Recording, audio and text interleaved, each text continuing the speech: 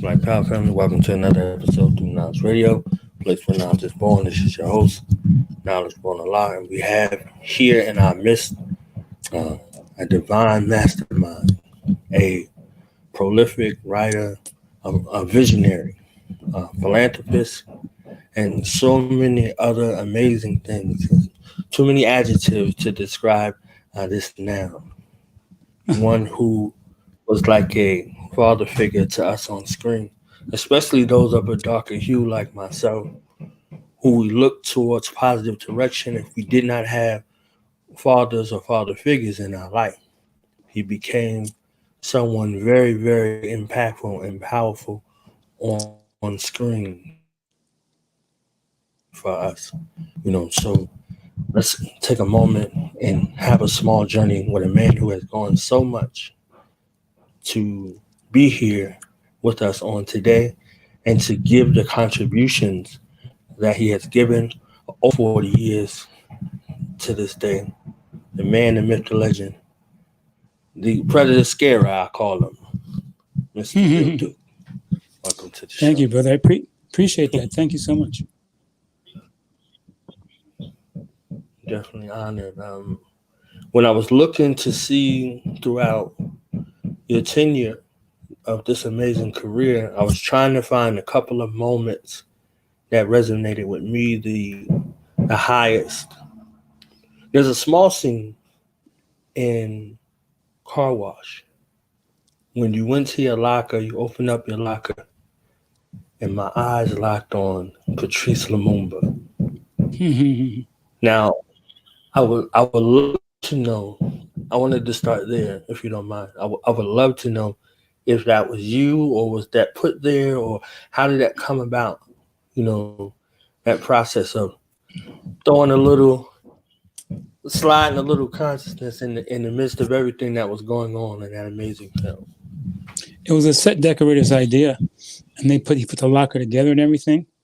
But we worked together, and he asked me if that's something that I would like. And I said yes, because Patrice Lumumba was a great historical figure, a courageous human being, and my character then was somebody who appreciated African history and also appreciated, all the stuff we were going through at that time, and as a people.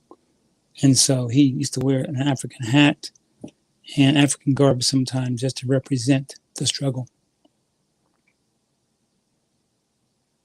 So I think that was very iconic, for those who know, versus those who are coming in. Like, there was a through line, that they called these films Blaxploitation, so to speak, to where you would see, black faces, but you would also see those of the yesteryear. Every once in a while, you might see Dr. Huey P. Newton or somebody like that in the background, or you might see a picture of Malcolm. Very powerful times, like growing up acting in those times. Did you have some sort of a cultural sense or responsibility towards creating proper imagery for us that were so misrepresented in that underserved representation you've been on screen?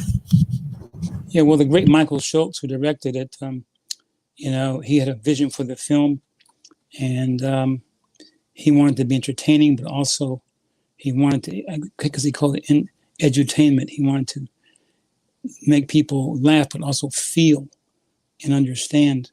And in terms of the entire film, there were great people in it. Danny DeVito, Richard Pryor, the Pointer Sisters. So many people at that time who were at the top of their game. And Michael really brought it all together. It was his vision. And we really manifested the vision. We would have conversations with him. We knew what he wanted. We tried our best to fulfill his vision.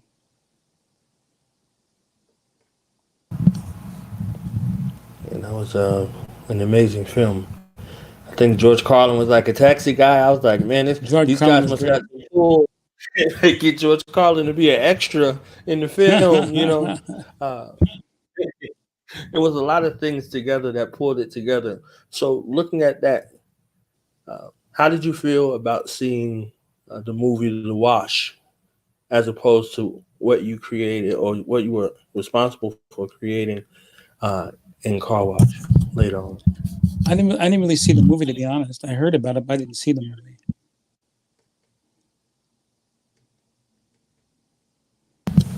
All right. So now we get to one of the most groundbreaking roles, and I had to ask you, what has it been like working with the who's who and of yesterday, and then working with the who's who all the way through, your tenure, so working from on the set with Arnold Schwarzenegger, Carl Weathers, the icons of the day, it's like you see what I'm saying, to working with like 50 Cent and DMX and the who's of that season, and then the younger people with your latest role, I believe, over on Black Lightning, with one of your buddies, Robert Townsend, and that kind of space right there. Mm-hmm. Well, it's I've been very, very fortunate to work with some wonderful people and wonderful actors and talent and great directors. It's like the scripts. The scripts determine everything. It's like if the script is about something, but it makes you feel and entertains you. That's the bottom line. Because without a great script, you don't have anything.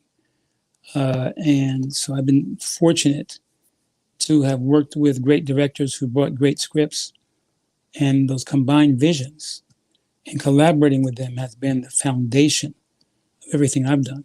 Because in this business, we never do everything alone. People may think they do or tell you they do, but it's all collaboration.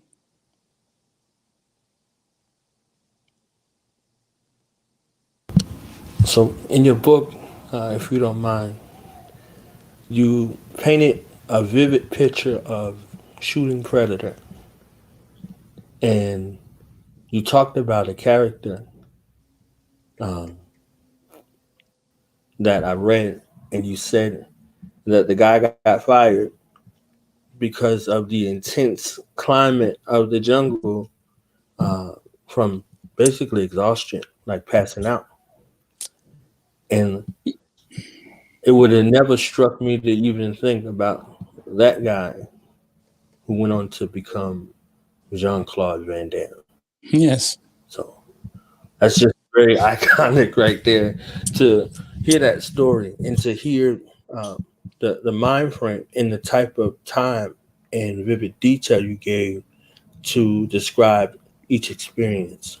Mm-hmm. So I definitely wanted to ask you about the book, this book that you've written, and what was it like seeing your life on paper from page to page?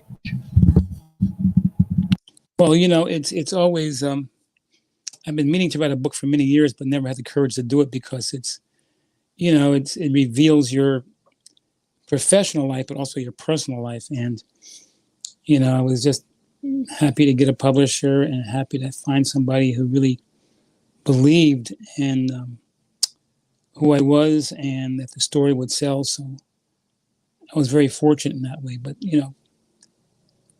talking about yourself in a relatively objective way is not easy, um, because you still have feelings attached to your past to a great extent, and so you gotta be aware of the reader and make sure that you speak in a way that they understand. Sometimes it's emotional, but a lot of times you gotta have the emotion, but also the clarity and context. And so writing is not easy. People who people who write books will tell you that. I mean, it's a lot of times sitting and thinking what's relevant, what's not relevant, and editing. But I'm glad I was able to do the book, and I wanted to also, through the book, pass down some nuggets of information that particularly young people can use today. It's not only about my past, but it's about the business of the industry and how to negotiate that to a certain extent.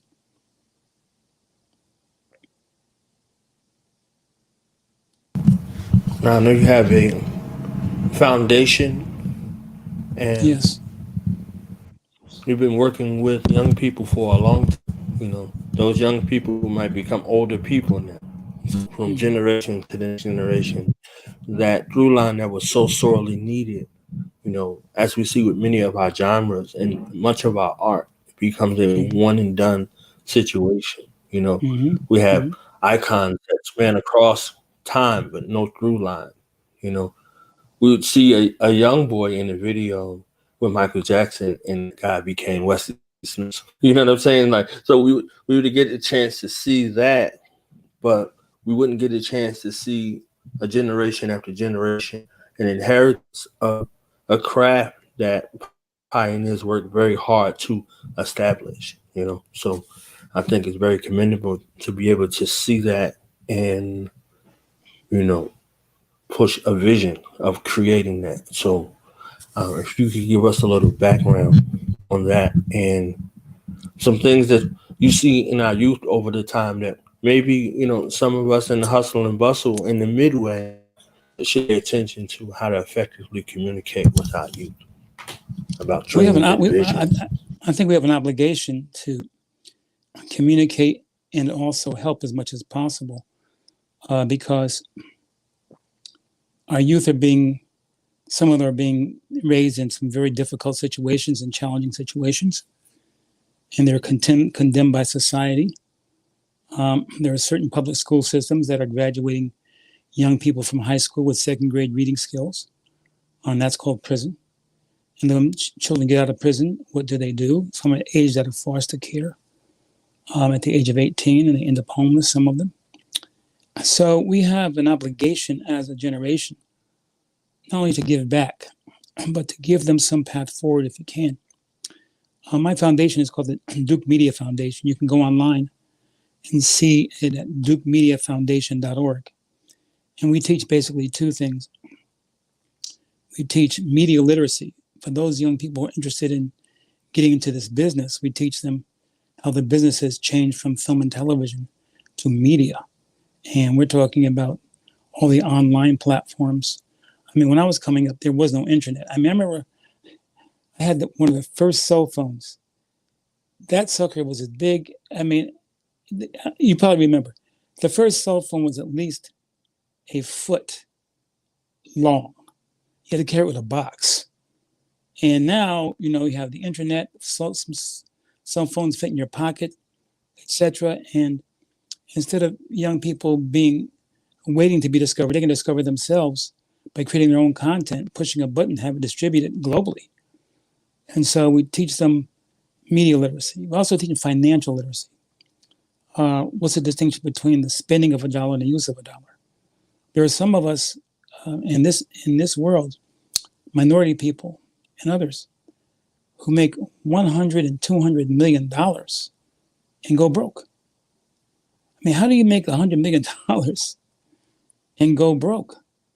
Because no one ever taught you how to use money. They teach you how to spend it on cars and boats and houses, and sneakers and whatever.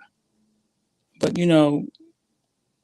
not how to save, how to leverage, that's not really taught. So as a result, we are, how can I say, without teaching us how to use money, we don't have a real future in terms of surviving. So we teach those two things. And it's high school students from 14 to 18. And many of the parents come to the financial literacy meetings. Karen A. Clark was at City National Bank. She teaches that part of it.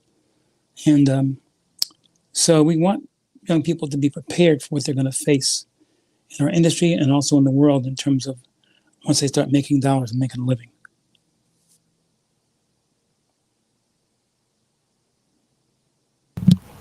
Amazing. You can see it on the website for those who are tuning in. A bunch of issues that confront our youth. So during this time with COVID and things like that, how adaptable have you had to be as a director, a producer, and working with our youth in this particular time? Well, it's a challenging time, and I've been fortunate. I've been acting in several things. The Oval with Tyler Perry, Black Lightning, as you mentioned. I just finished a film with Steven Soderbergh, and he really starred Don Cheadle and Matt Damon and some other great people. And basically, they have a whole COVID team. You have to get tested a minimum of twice a week. With Tyler Perry, The Oval, you're in a bubble. You could not, once you were on the set, the lot, you could not leave the lot, and no one could come visit you. It was like really strict. You were tested twice a day sometimes. And it's something I've never seen or thought I'd ever experience. It's like, I hope we find a way to get rid of this, but the restrictions and the isolation and the quarantining, although it's good in a sense in terms of self-reflection, in terms of communicating with others, it's very restrictive. And right down in Los Angeles, we have a shutdown for the next few weeks. I'm not sure. I mean, you can't go to restaurants, bars, very little social, events, etc., including church, movie theaters. I don't know if Broadway's ever going to come back in New York. I hope it comes back, but people are just losing their businesses. It's a very challenging time. So for our business, it's a matter of finding way. I'm launching my own network. It's going to be called Web9 online. And we're going to put edutainment things up there. We're going to put my poetry up. We're going to put interviews, people like Cedric the Entertainer, Anthony Anderson, and others. We're doing whatever we can to fit within the context of this new paradigm. I don't think anybody that I know has ever seen anything like this. And unfortunately, they're saying it's not getting better. So everybody's depending on a vaccine. And everybody hopes that the vaccine is going to be effective. We shall see, because this curve needs to be turned.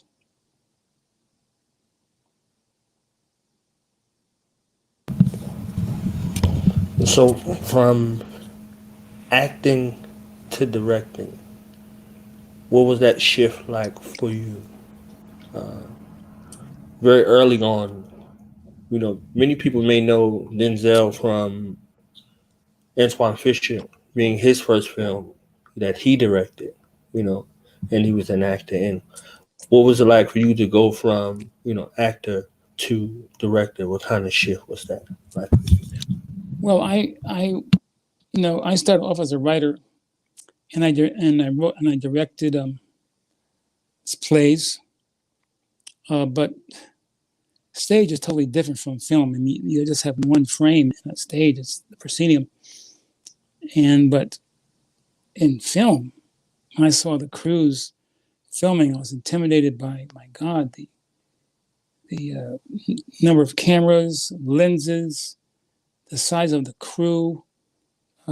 You got to do close-ups and medium shots and over the shoulder. I mean, I was intimidated, so I just stayed away from it. I was on a show called Palmerstown, USA that Alex Haley and Norman Lear co-executive produced, and I had been on for 2 seasons, and the show got canceled. I didn't work for 2 years after that, and so I realized that I couldn't depend upon one thing. I had to get over my fears of directing films, so I applied to the American Film Institute and got in. And Tony Villani, who was the head of it then, very gracious man, great teacher, taught me a lot. And so I graduated with a film called The Hero, which got some recognition. I went to every studio, network, trying to get my first job. And there were very few Black directors at that time. And we said, no, we'll give you a second one. So when I went to a meditation retreat and was depressed, and it was my meditation retreat, my agent called me and said, hey, David Jacobs over at Knott's Landing wants you to come in and sit down. I said, what? So I went back to LA and went to David Jacobs' office and sat down, and interview lasted like maybe 5 minutes. I thought, this is just a gesture to say that, hey, we got a black guy we interviewed or whatever. A week later, my agent called me and said, hey, David Jacobs has hired you on Knots Landing. I just told everybody in the world I knew. I was so happy. And I went into pre-production. And my last day of pre-production, the producer, I think his name Joel Wallenstein, came in and said, hey, Bill, great pre-production. You know, it's like, but we know you're going to be good from your reel, you know. I said, what reel? So, well, the reel that you sent, I said, no, I just got an AFI. And he says, wait a minute. He goes into David Jacobs' office, and David Jacobs had confused my box with somebody else's. That's how I got my first job.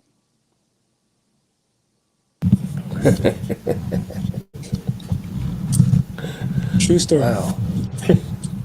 True story. So Eddie Murphy said that he directed Harlem Nights, and after directing Harlem Nights, he didn't want to do it. How did you go from directing your first film and then seeking a follow-up? Is there a means or a modality within yourself to where your expectations from one film to the next, you know, was it something, what was it to kind of keep you motivated to continue directing? I learned a lot, you know. First I went in with passion, you know, but then I had mentors too. And one of the things I learned, you know, one part of directing is the aesthetic part, you know. You work with the writer and you come up with the vision for the film, and you work with the actors also, respect their visions. That's one aspect. So the creative aspect of directing is one. The second part of directing, which I had to learn, and thank God I was able to learn it, was management. And you're managing three things. You're managing time, people, and money. You can be the most creative person in the world, but if you, particularly are a black director, you cannot manage time, people, and money, you're not going to work.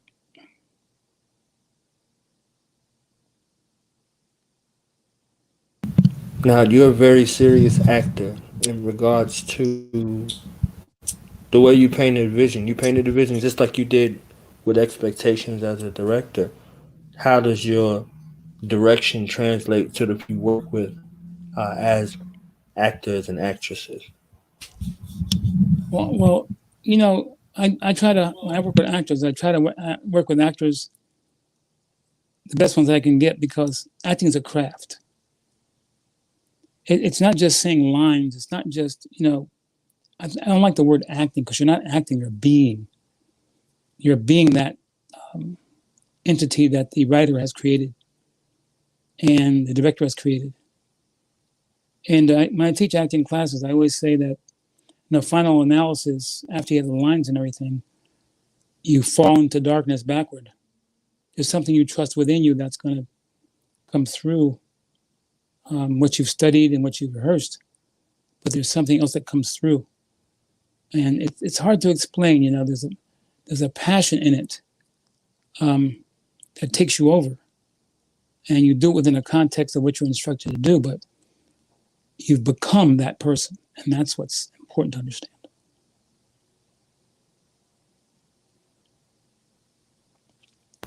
You definitely spoke to that in the book and a few other interviews that I watched on becoming the character.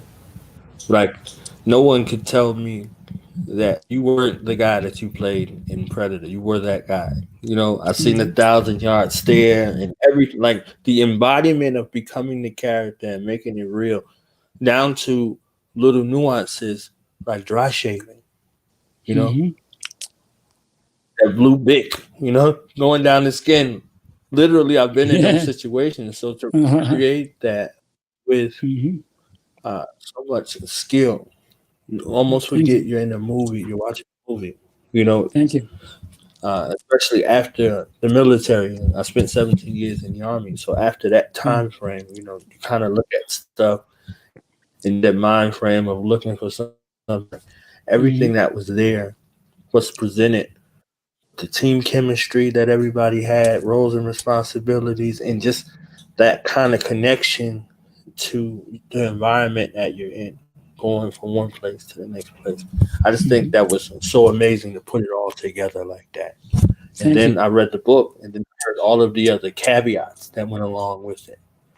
So I want to talk about A Raging Harlem if we could, this all star cast and getting a chance to see a young Forrest Whitaker, Yes. Gregory Hines and Wendell Pierce, and all of these people coming together for this iconic all star film.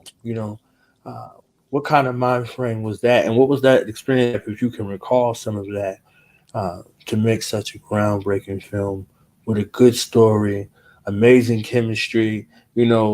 It was lightheartedly serious, in my opinion. Yes. Yes. So to Yes. I see mean, it all together. working with those wonderful actors and really, Robin Givens and Forrest and Gregory and all the people that were, in it um, was a privilege. And the script was a good script. Um, and it, even though it was a comedy, it was drama too. It was a dramedy because there was a message to the film. There was, and the actors. I mean, Forrest is one of the best out there, as you know, until from his career. And Robin Givens, I think, should be given much more credit than she's given as an actress. She's really talented actress. And Baja Jola, who's no longer with us, unfortunately, he was a genius. But anyway, we had some wonderful people, and it was one of those experiences that it was a collaboration. Everybody worked together. There were no big ego things. Or Georgie Hines, he was one of the most talented and famous people of his time, and one of the most humble and kind people I've ever met. And on the set one day, I had finished getting ready to go to lunch, and he says, "Hey, Bill, come here for a second. I want to introduce you to somebody." So we go around the corner, and sitting on the bench is Sammy Davis Jr. I almost dropped to my knees, man. It was Sammy Davis. Are you kidding me? He brought Sammy to the set, and we talked for a minute, and I never forgot that moment. It was like Gregory is just a great human being, and so is his brother. So it was a great experience, and it was one of my first major films. So I really am grateful for that.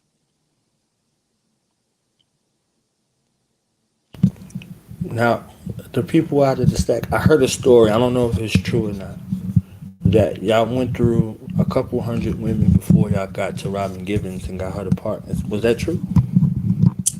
We had a lot of auditions, a lot of auditions, but Robin stood out and shined. I mean, she is a very beautiful woman and very talented, and she had to be talented to stand up with the guys that she was working with. I mean, because those guys were at the top of their game. So we had to choose somebody that was attractive but also had chops, and she was our choice. I think that was the perfect thing that put it all together. Like Mm-hmm. an unlikely, ideal looking situation with her opposite Flora, but to see the resolve, a thing that Mm-hmm. comes together. See love that don't look like love, love that Yes, look like exactly, game at exactly, first. exactly. To bring that together and push that out and to fight Mm-hmm. for it and to, you know, went from this mild mannered, God fearing, brother to, fighting for the woman that he loved at all costs. That was That's right. another thing. I That's think right. that element is not miss is it's missing, or I think it's overwritten to where you kind of see like a carbon copy of a carbon copy going along Mm-hmm. with not a lot of authenticity. But I'm not in the position to see it. I just know what I would like to see. You know, in regards to that. So shifting gears, I know I'm pretty sure every interview or place you go, they remind you of this iconic scene. Another believer going into the character of this police detective across the screen from uh, his Menace society. The greatest line in the world. Yeah.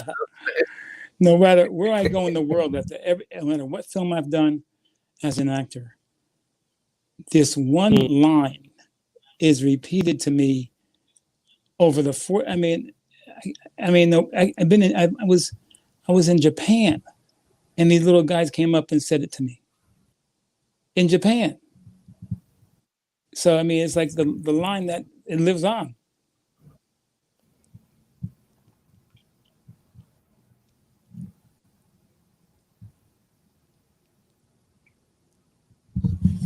That's iconic. I know you can't live that down. It might be somewhere etched in there for forever. That scene. Yeah. With the ominous music, the half lit room, and Yes. a key scene in interrogation. So not just the exchange of words and character situation, the ability to use the room itself, Yes. whether you had a couple of things or a bunch of things together, to use the room to really paint the picture. The great Hughes brothers. The Hughes brothers are great. Yeah, I think that was amazing. And you see people standing in the background, and you don't know if you see him or you don't see him, and you just see this happening. Right? Mm-hmm. One of the greatest movie scenes ever. Thank you. I felt like you had to go tell your father what you did. You got to go sit. That's exactly across right. from your father. Exactly right. That's right. And right. into that particular scene, Mm-hmm. and you go in there trying to lie to your daddy. Mm-hmm. I have to go into another. I think that was iconic. I have time for 2 more questions. We have to go into another Zoom meeting. Okay. I wanted to ask you the scene in the movie Give Us a Die Trying, at the cemetery scene. Yes. That set up. that set up, and I think my other favorite scene was in Exit Wounds. After the captain, you're fired. You understand what I'm saying? Like, so those two scenes, your recollection from those two scenes, and then let people what's know great? where to get the book. You know what it always is. It's the writing, and that's something writers do not get the recognition they deserve. There's some good writers, but there's not a lot of great writers. And those 2 films had great writers, and when you're looking at the script, and you see in your character something that you can identify with, and the scene is meaningful to you, and you see the core of it. That doesn't happen all the time. But when you're connected to great writing, I will say it's a privilege, if that makes any sense. It's a privilege working in that context because you got something to use. Does that make any sense? Makes perfect sense, and I see it. So one final message, and then you can let us know where to get the book, and how people who are interested can get a hold of you. Yes, you can get the book on Amazon and other places if you Google it. And thank you so much for promoting the book, my brother. And I'm glad you enjoyed it also, because it's my life story.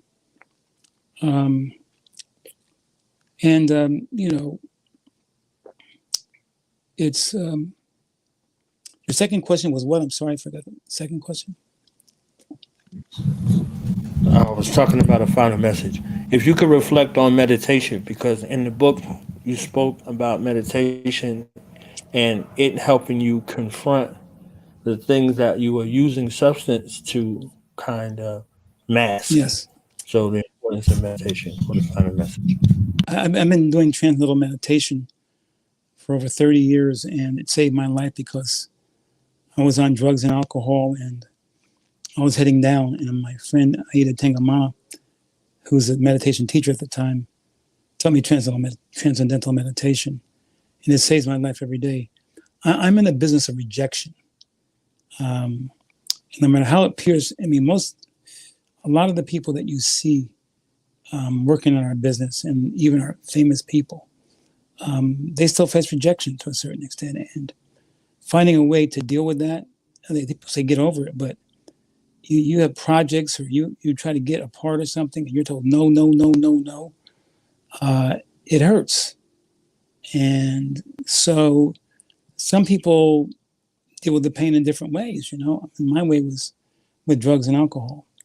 Meditation took the drug and alcohol away, and I meditate every day, many times twice a day. And it centers me. It takes the stress out of my system. Anybody who is dealing with stress of any kind, I would say TM or Transcendental Meditation, go online, check it out. It has literally saved my life. I mean that.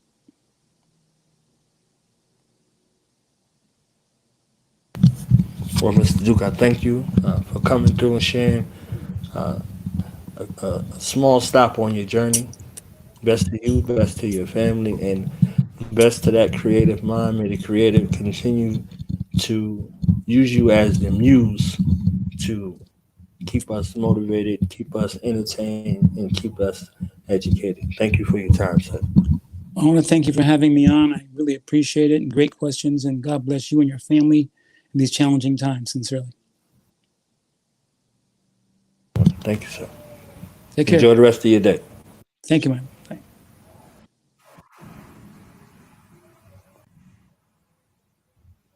I was Bill Duke, ladies and gentlemen. Make sure you go to www.youtube.com/Duke Knowledge Radio. That's DOTHAKNOWLEDGERADIO. If you are an entrepreneur, business owner, artist, poet, MC, whatever your talent, skills, and abilities, and you want to bring them to the spotlight, we have the Black Business Spotlight daily. So get a hold of me. Email me at doknowledgeradio@gmail.com or hit me on social media at KnowledgeBorn Live 357 on Instagram, at KnowledgeBorn15 on Twitter, and we can set that up. So right now, say peace, love, Black power. Thank you for everybody who tuned in and everybody who will tune in to this amazing interview. Black power. Yeah. Now we gonna tell them. Night in front. We tell them like this, yo. I'm an African. I'm a African. I'm a African. I'm a African. Yeah, y'all like that? So no more. This man's mind is open. I'm an African. I'm a African. I'm a African. I'm a. Let's get and back that to motive the is best developed by recognizing the common enemy.